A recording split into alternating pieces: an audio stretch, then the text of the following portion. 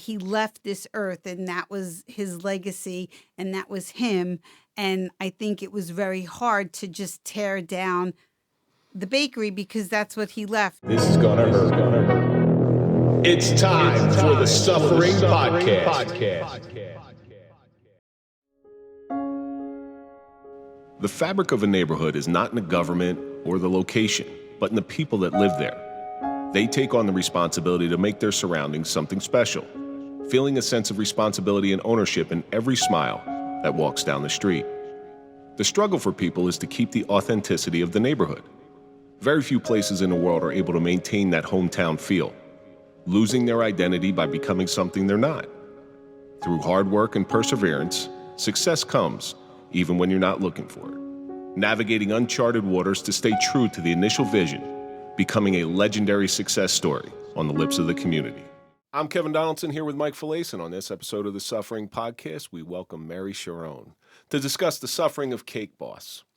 Mary has been in the business for so long, and Carlo's Bakery is a Hoboken staple. Thank you so much for coming in. You're welcome. It's my pleasure. She was there from the beginning, helped build it up.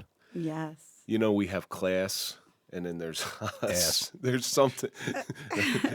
There's something. You listen. You greeted us with this nice, warm smile. We never met face to face. We spoke on the phone. Yes. I'm a huge fan of the show. Thank you. And this is actually really nice to sit down with you because I've heard so much about you.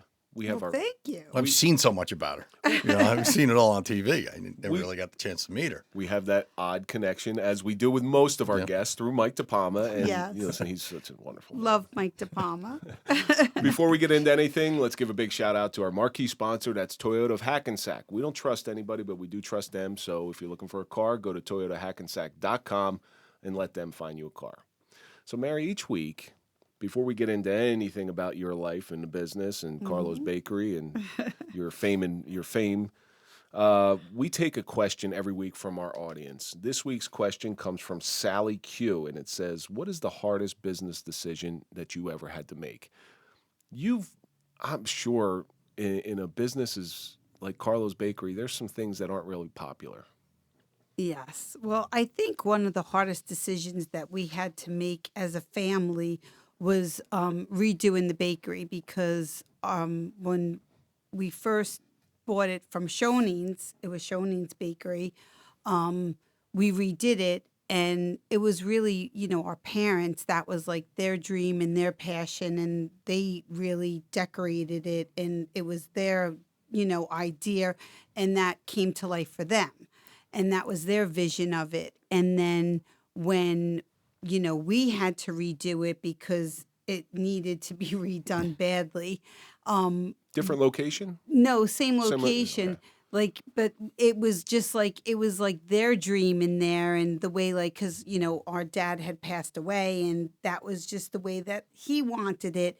That was, I think, one of the hardest decisions that we had to make as a family. Do we do this because that was the way he left it. And he had passed. And, did your mother have a hard time with it? Well, our mom, she at that point was sick and she had dementia. And I don't think she really realized what was going on.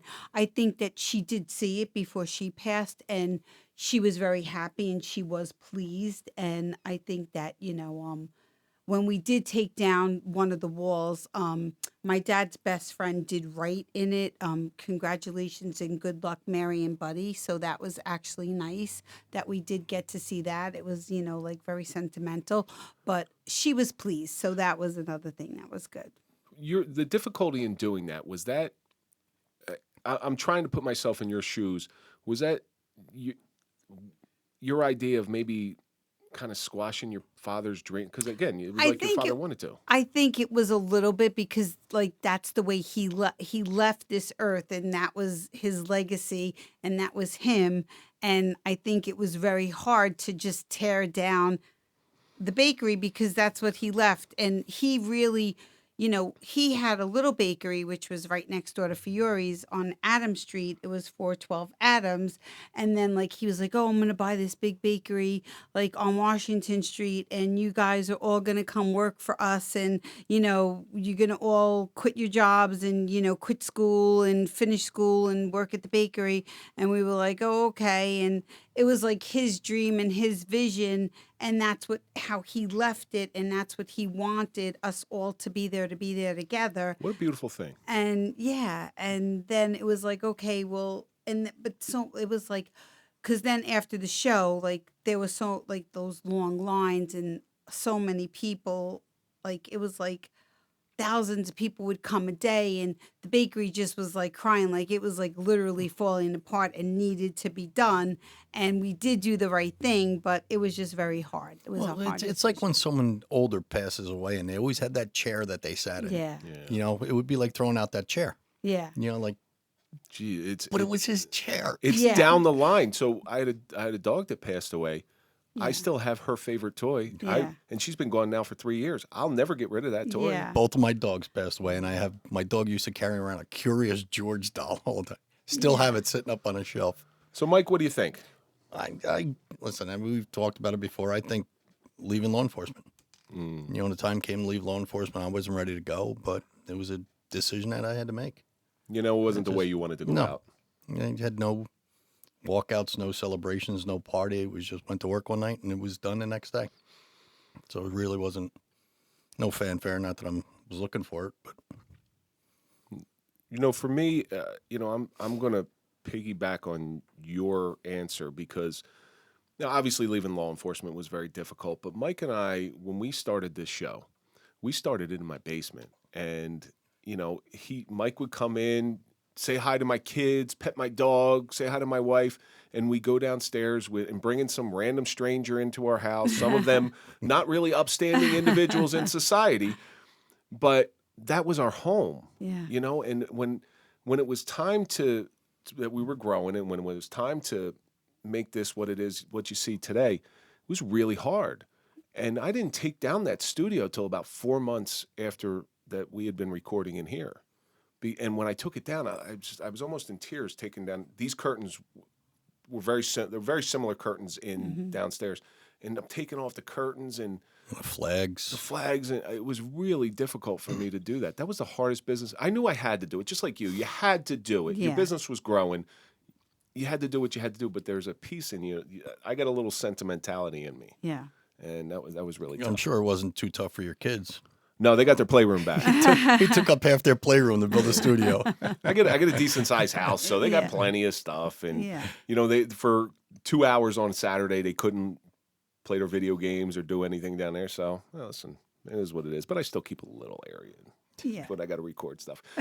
Sally, thank you so much for sending that in. Keep sending in your questions, and we will try to get them on the air. So I have heard so much about you. I've done more research than I ever want to admit, and now I am an addict to your Instagram. Okay. Your cook, because I do love to cook, and Okay. I see Cake that you Boss do. Mary, right? Yeah, Cake Boss Mary. So I just made your stuffed peppers the other night. Yeah. Everybody, you got to make the stuffed peppers. Don't do what I did. I added a couple extra hot peppers because I like the spice. Yeah, but listen, some people like it hot. I do too. You could use like hot sausage, or you could always add like hot peppers or whatever you want to spice it up a little bit. And now I have no judge on whether it was as good as yours, but the one I made was pretty damn good. My grandmother used to make homemade what she called Albanian sausage. Uh-huh. Oh, she'd grind up the meat every Sunday and put it in a thing, and unbelievable. Yeah. So, like I said, I know a lot about you, but I want you to tell a little bit about yourself to our audience. What is there to say? Besides, you have one of the brightest smiles I've ever seen in my life. Well, I mean, I have 19-year-old twins that I like completely adore. That's like my world. And I do like to cook. I mean, we are a very close-knit family. I am always with my sisters and my brother too, and my sister-in-law. Like we're very, very close. We do hang out together like all the time, every day, usually.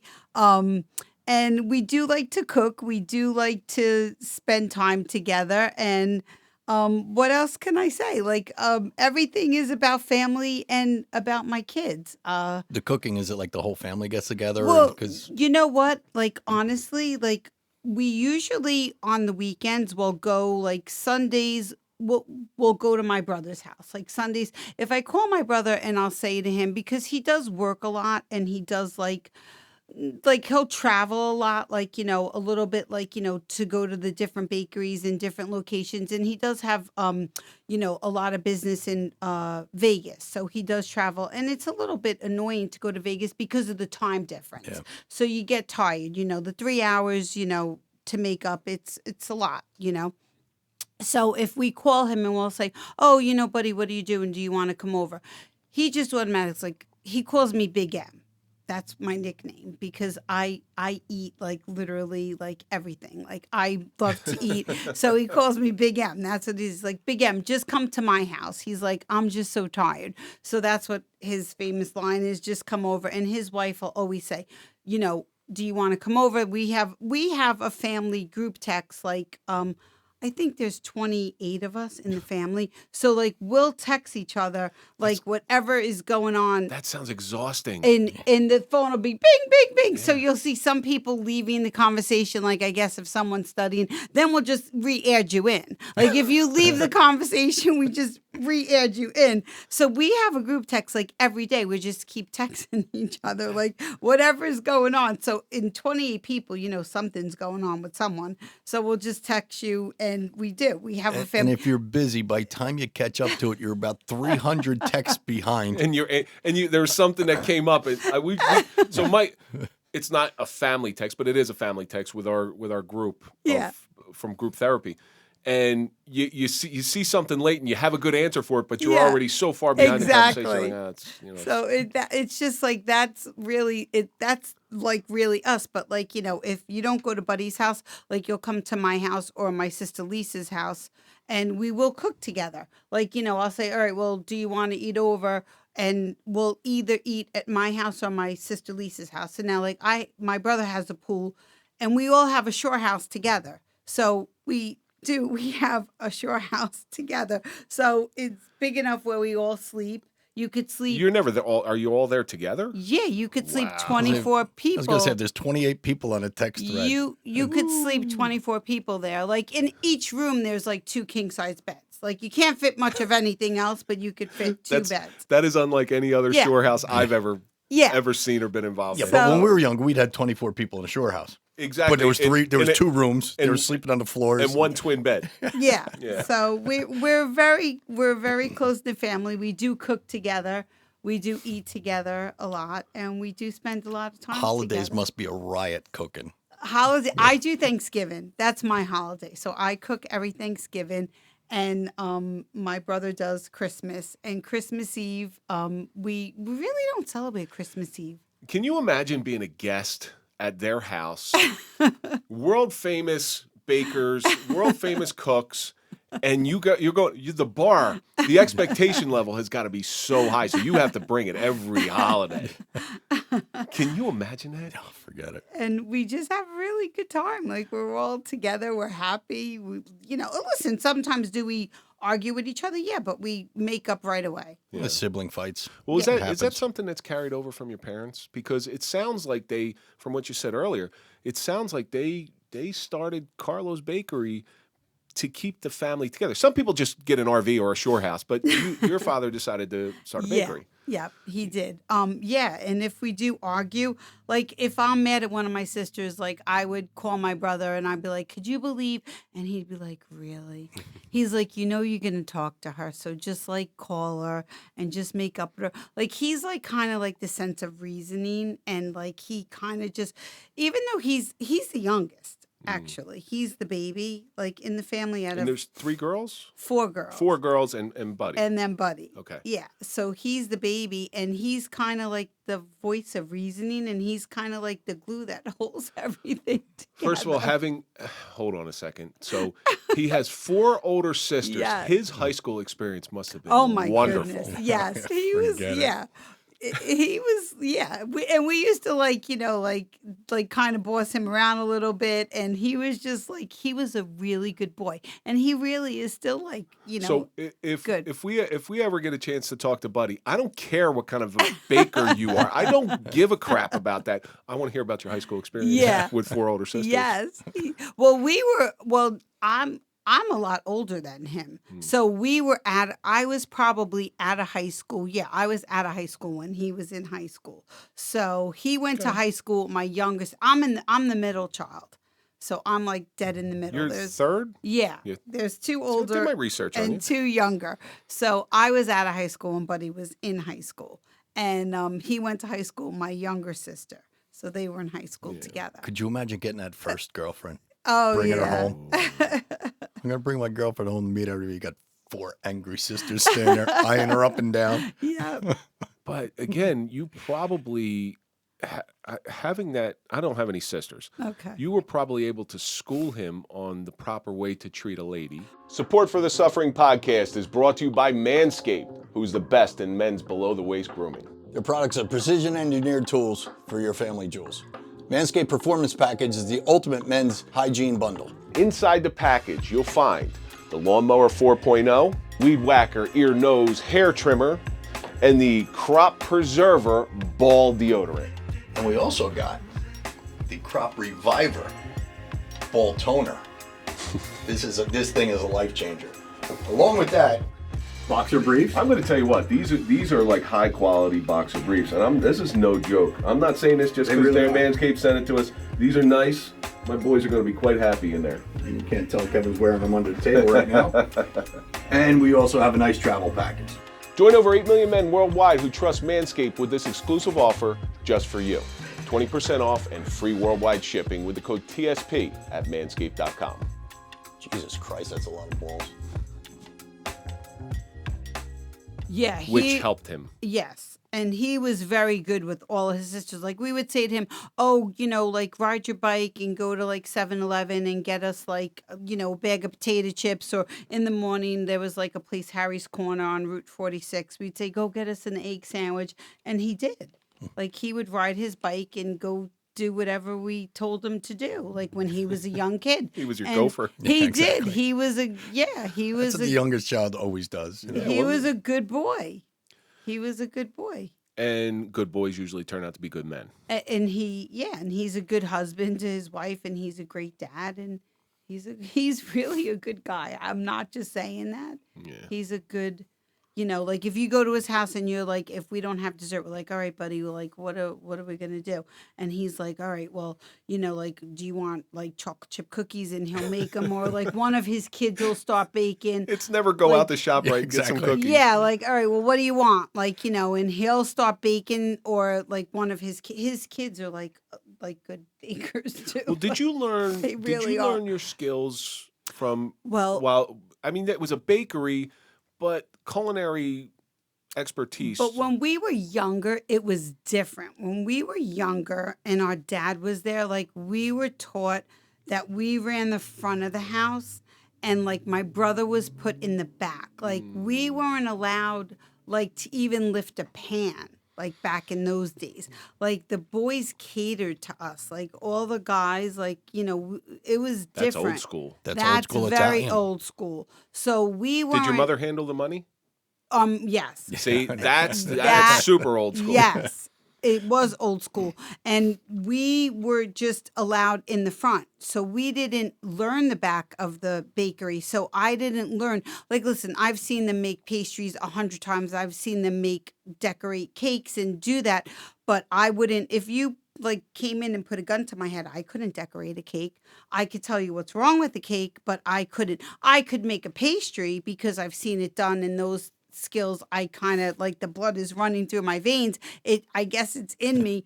I could definitely do that, but I definitely couldn't make it. Like, I couldn't ice a cake. So your parents come to you, your father comes to you and says, I'm going to open up this bakery. Yeah. How old were you when he opened up Carlos? I was a senior in high school when he came and he said, I'm buying Shoney's. It was Shoney's at the time. He's like, I'm buying this bakery. It was like, Shoney's was the best American bakery in Hoboken. And he's like, I'm buying it, and, we're going to be the best American bakery and Italian bakery combination. And the two bakers that were there were going to still work there. And, my dad was known as the best Italian bakery in Hoboken. So, But there's a lot of hard work that goes into oh that. my That God. A just lot of doesn't hours happen. too. Yeah. When we were younger, our dad was never home, like on Christmas morning, on Thanksgiving, on Easter. I remember when I made my first Holy Communion, he didn't come. He didn't come to the church. He didn't come.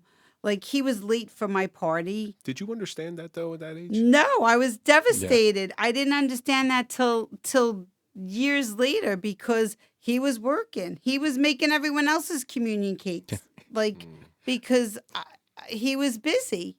Did you ever hold that against him?